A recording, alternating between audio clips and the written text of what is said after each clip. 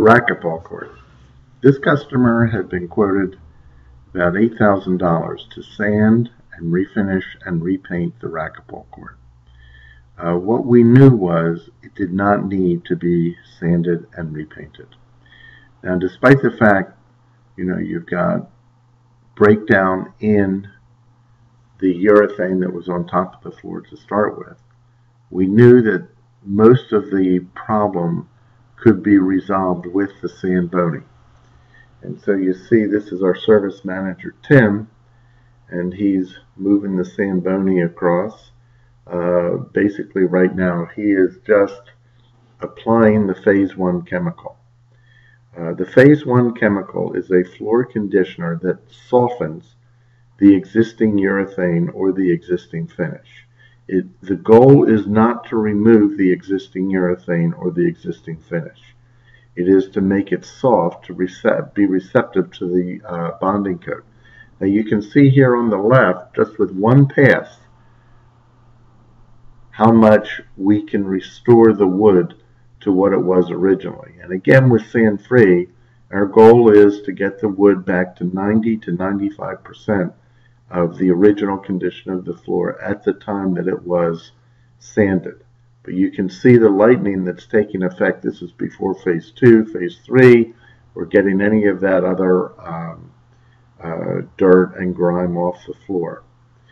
Keep looking on the sides where we've gone to see how dramatic the change of the wood is just by applying phase 1 around the perimeter.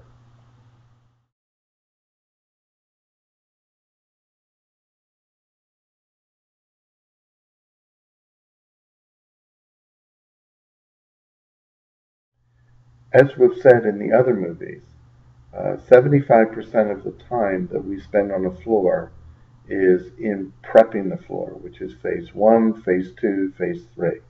Remember, phase 1 is the floor conditioner that softens the existing urethane.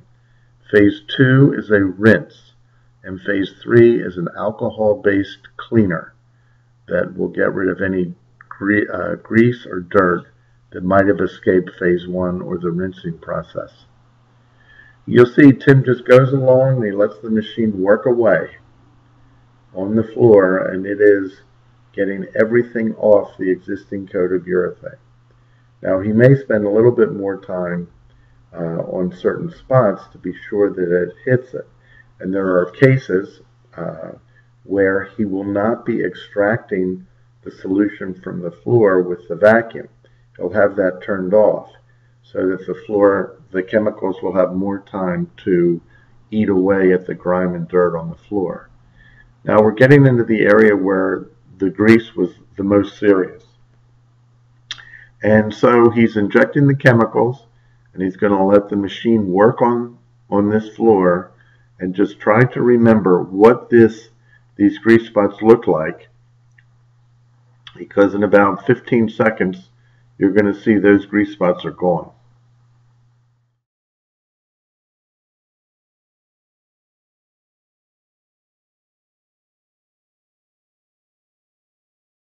There we go.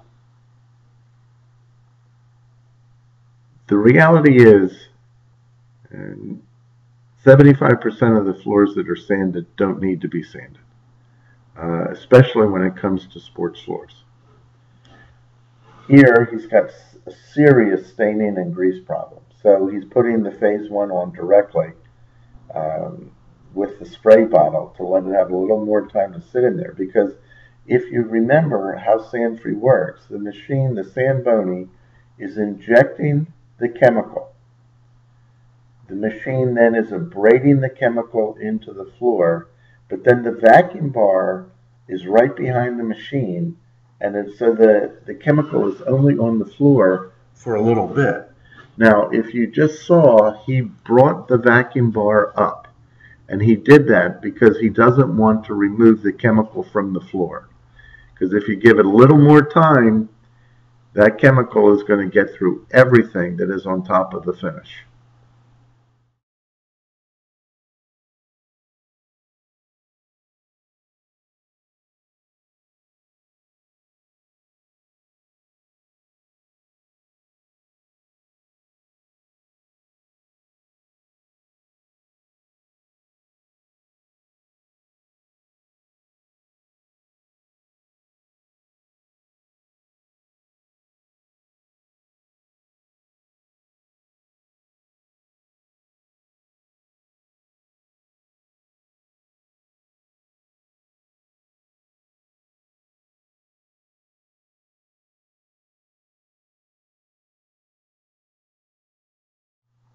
Of the 8 courts that we did, this was by far the worst court, and it was the one that we spent the most time on. Despite that, it was approximately 1,000 feet.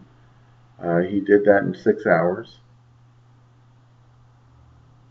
And the court could have been used that night, although they let it rest for 24 hours because of the curing of the Brunswick urethane. Let me explain curing. This is a catalyzed urethane, which means the hardness is set forth by a chemical reaction initiated by combining a chemical with the urethane. It's not air dried. It does not just dry, it cures. In 1 hour, the urethane is dry to the touch, and effectively you can walk on it. But it is not hard all the way down to the wood. It is 95% hard after 24 hours. It's 100% hard after 48 hours. There's no more curing that is taking place at that point. In residential applications, we will push it and give the floor an hour to dry, and then we will put furniture back in. But we do that. We try not to do that if the customer is moving their own furniture. Now, again, all these sand bonies, they get up to about 1 inch of the wall. So we have to do the edges by hand to make sure that we're getting it.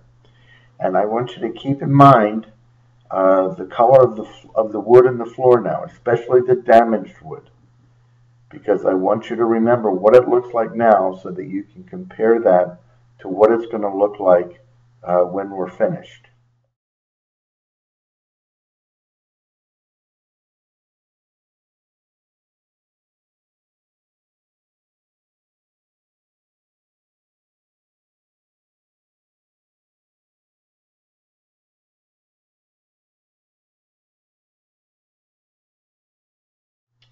So now we're rinsing the floor with phase 2, which is water, getting all of the phase 1 chemical off. These chemicals are made for us by a contract chemical company in Philadelphia. The way this came about when we were first experimenting, and Tim was one of the developers of SandFree, along with Mike Helmley, who is our national sales manager, and myself. We found products that would do what we wanted them to do when we were trying it. So then we went to a chemical manufacturer in Philadelphia, and we said, whatever the active ingredients in these products are, we want you to increase them so that these chemicals become even more potent. Because our goal wasn't to sell this at retail. Our goal was to sell this only through our partners and offices and franchisees. So that's how we got the chemicals, and that's why they're so effective. Now again, keep in mind the color of the wood and see how it's changing. You know, once you get that phase 1 off and you put water on it, the color of the wood changes. It becomes even more clear. And then we do another pass with phase 3. Now, we spent on this job a total of 6 hours. An hour and a half was spent just on phase 1.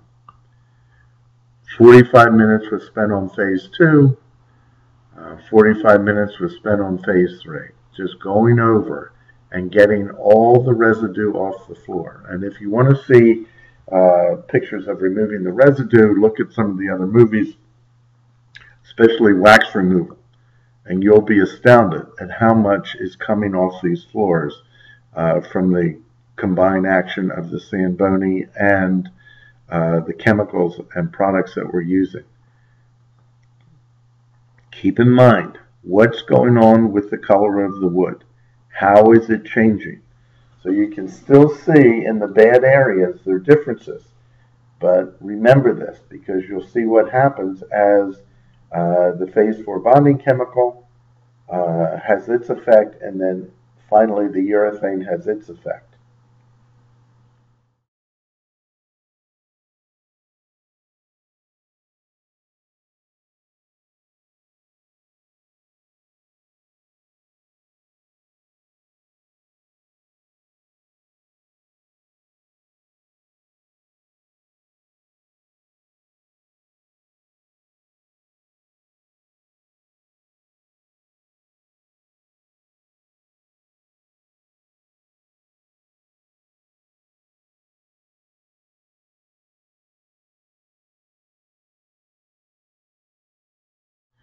So there's the prepared floor.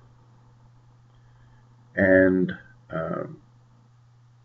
you can see the damage that's been done to it. And just remember how it looks now, because you're going to see a big difference in a few minutes.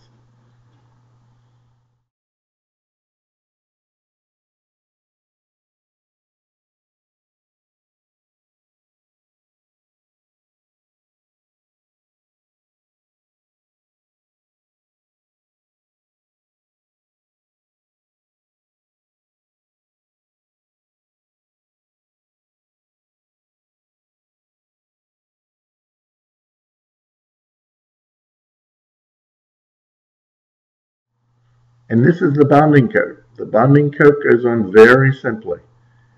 All you do is take a microfiber mop and push it across the floor. You don't want any puddles, and you don't want to have any misses. And that's basically the theory behind it. You don't want it to be thicker anywhere, you just want coverage. Remember, the purpose of the bonding chemical is to attach to the existing urethane, which it will do, and to present a surface to which the new urethane can adhere. Now, for those of you who know about color magic, we take this bonding chemical and we put colorants in it. So, whereas this is a maple floor, if we wanted this to be dark brown or even black, we would have colors in that bonding chemical. And after a number of coats, we would be able to make this a black floor. But obviously, in a sports floor, you don't want it to be black. Now, again, keep in mind, how is the color of the wood changing when just the bonding coat gets put on it?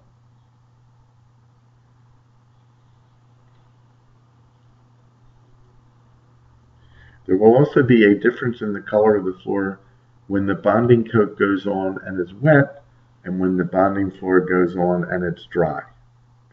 Now you can still see there are color issues with the floor after the bonding coat, but now we're about to put the urethane on.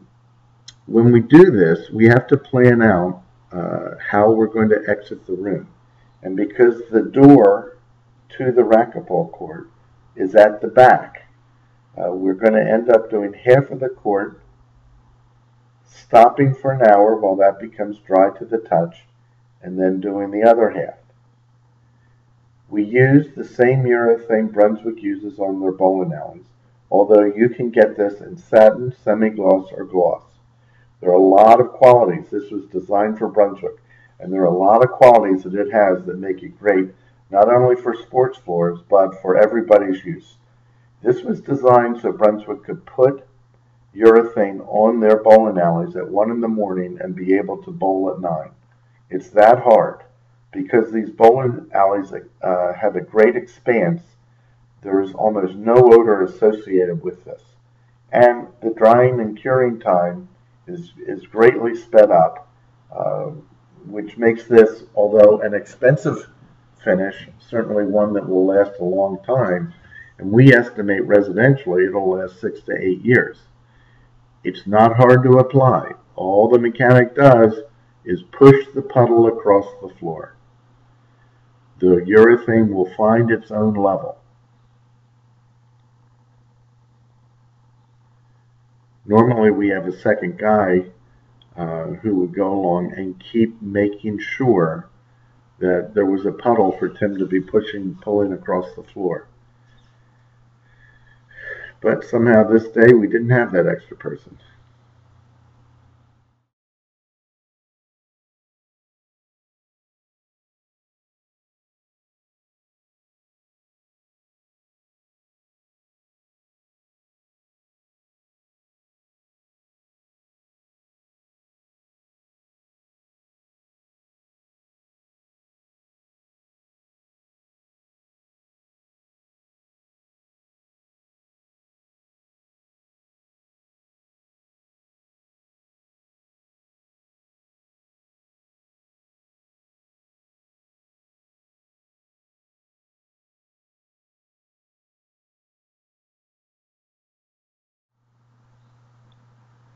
On a Racquetball court like this will probably use 2 gallons of finish.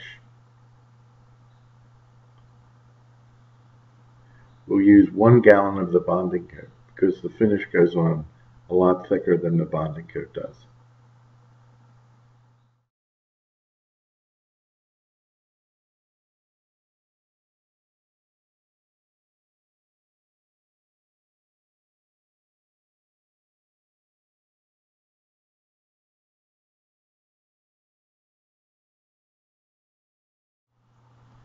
The color of the floor will also change. It changed between when the bonding coat was wet and the bonding coat dried, and it will change again when the urethane is wet and then the urethane is dry.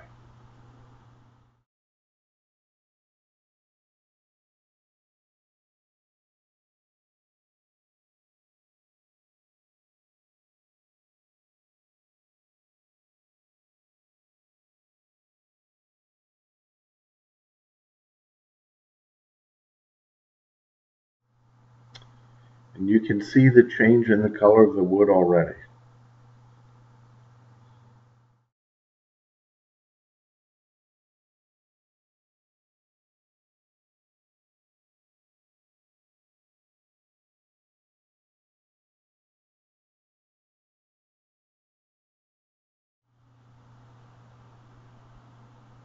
Now remember, the dividing line for us is where that door begins, because we have to start on the other side so that Tim can walk out when he's finished this court.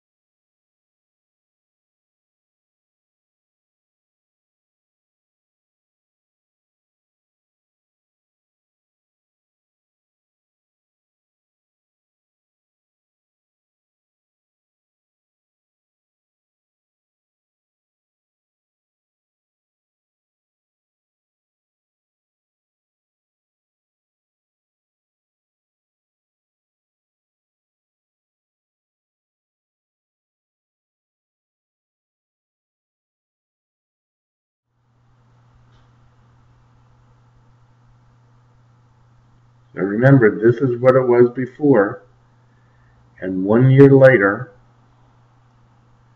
this is that court. And our price was 15%